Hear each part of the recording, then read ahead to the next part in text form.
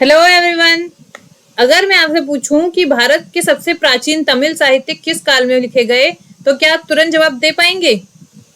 सोचिए, 2000 साल पहले दक्षिण भारत की धरती पर कवि, योद्धा और राजा एक साथ इतिहास रच रहे थे। जहां शब्द तलवारों से भी ज्यादा ताकतवर थे और जहां कविताएं इतिहास बन गई। साहित्य, संस्कृति और वीरता का स्वर्णिम युग, यही था संगम युग। तो आज हम बात करेंगे संगम युग के बारे में, जिसका कालखंड 300 ईसा पूर्व से 300 ईस्वी तक रहा। लेकिन इतिहास जानने से पहले हम पहले जानेंगे संगम शब्द का अर्थ। तो संगम शब्द का अर्थ क्या था? विद्वानों और कवियों की सभा। विद्वानों और कवियों की सभा। कवियों की सभा। अब इस सभा में क्या होता था? इस सभा में होती थी रचनाएं। किस चीज की रचनाएं होती थी? रचनाएं होती थी साहित्य की। साहित्य की रचनाएं होती थी। और क्या होता था?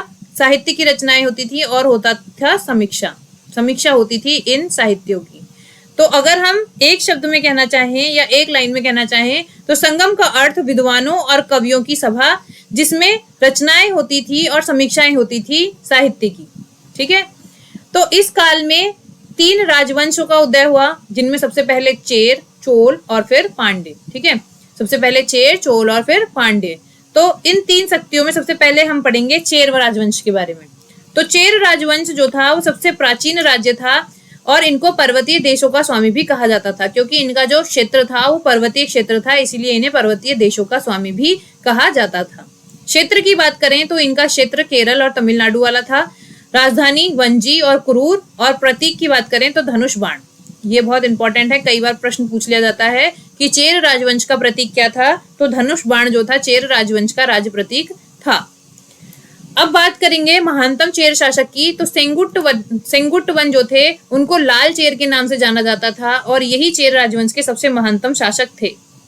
बंदरगाहों की बात करें, क्योंकि जो क्षेत्र है वो 2 तरफ से पानी से घिरा हुआ है, तो बंदरगाह यानी कि जो हमारे पोर्ट हैं या जो जहां पर जहाज से व्यापार होता था वो कौन कौन से हैं? मुजरिस और टोंडी। मुजरिस और टोंडी नाम के 2 बंदरगाह जो थे वो सबसे ज्यादा इंपॉर्टेंट थे चेर राजवंश में।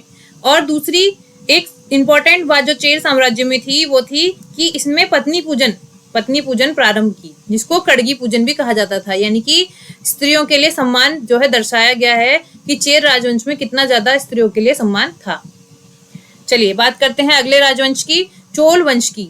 चोल वंश जो इनका क्षेत्र था वो कौन सा क्षेत्र था? चोरामंडल यानी कि कोरामंडल वाला क्षेत्र जो था वो चोल वंश का राज्य क्षेत्र था। इनका प्रतीक बाघ है और इनका व्यापार किस चीज का था? कपास का, यानी कि वस्त्र व्यापार ये लोग करते थे। और इनके पास एक सशक्त नौसेना थी, यानी कि इनकी जो नौसेना थी वो बहुत ज्यादा मजबूत थी।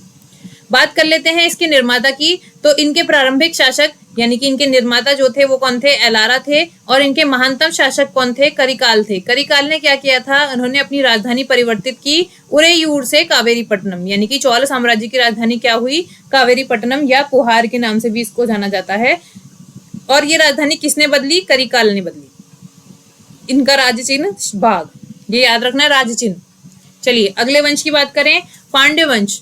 पांड्य वंश का जो क्षेत्र था वो तमिलनाडु वाला क्षेत्र था, जिसकी राजधानी थी मदुरई, जो कि वैगई नदी के तट पर स्थित है।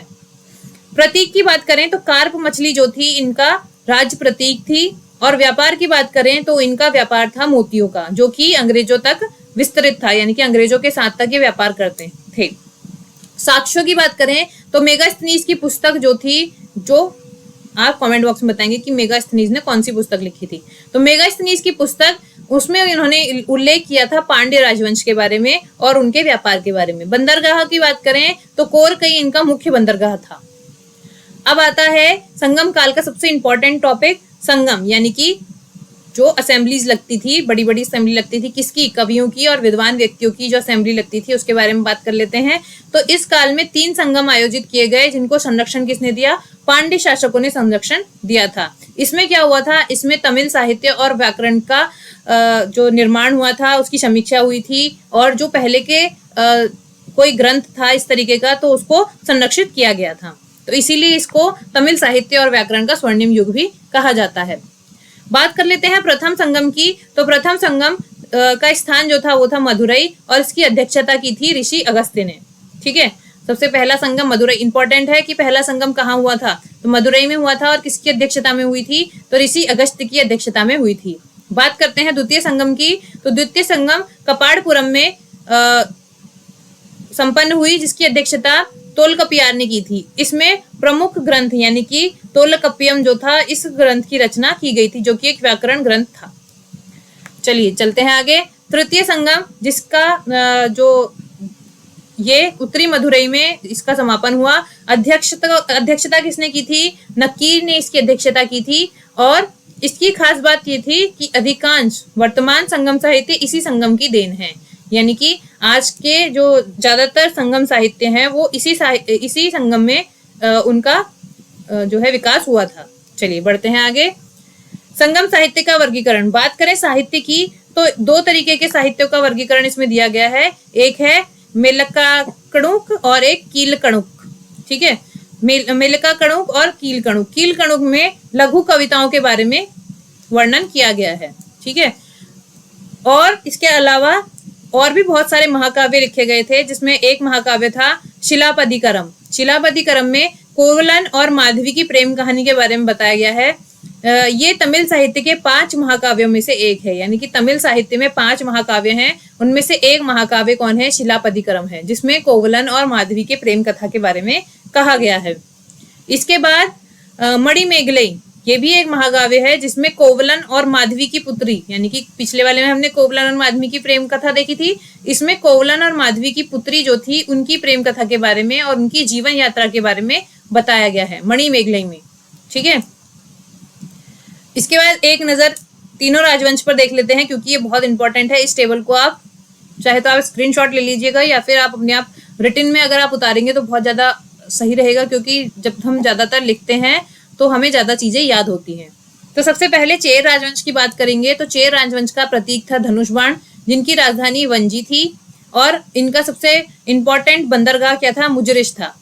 बात करें चोल राजवंश की, तो इनका राज प्रतीक बाघ था और राजधानी उरेयूर या पोहार। ठीक है, क्योंकि बाद में स्थानांतरित कर दी थी, ट्रांसफर कर दी थी, और बंदरगाह जो है वो कावेरी पट्टनम। पांड्यों का जो प्रतीक था वो क्या था? कार्प मछली थी। इनकी राजधानी क्या थी? मदुरई थी। और बंदरगाह की बात करें तो कोरकई इनका सबसे इंपॉर्टेंट बंदरगाह माना जाता है। संगम युग की विरासत के बारे में बात करें तो संगम युग ने हमें द्रविड़ संस्कृति की नींव रख कर दी, यानी कि यहाँ से द्रविड़ संस्कृति जो है उसकी नींव रखी गई। रोमन साम्राज्य के साथ जो थे वैश्विक व्यापार जो संगम युग में थे, तीनों राजवंशों ने किए थे, हमने देखे थे। और आदित्य साहित्यिक धरोहर, और बहुत मतलब एक तरीके से बहुत अच्छी साहित्यिक धरोहर हमें संगम काल ने दी। तो ये संगम काल की विशेषताएं थी कि उन्होंने हमें बहुत अच्छी साहित्यिक धरोहर दी, रोमन साम्राज्य के साथ तक व्यापार थे, और द्रविड़ संस्कृति की नींव भी इसी काल में रखी गई।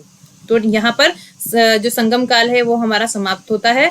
अगर आपको समझ में आया है तो लाइक जरूर करें, सब्सक्राइब करें, और कमेंट में जो जो क्वेश्चंस पूछे गए हैं अंदर वीडियो में उसके बारे में आप बताएंगे। ठीक है, तो आज इस वीडियो को हम यहीं रोकते हैं। इसके बाद हम लेके आएंगे संगम युग के क्वेश्चंस, ताकि आपकी प्रैक्टिस जो है वो बनी रहे। ठीक है, थैंक यू वेरी मच।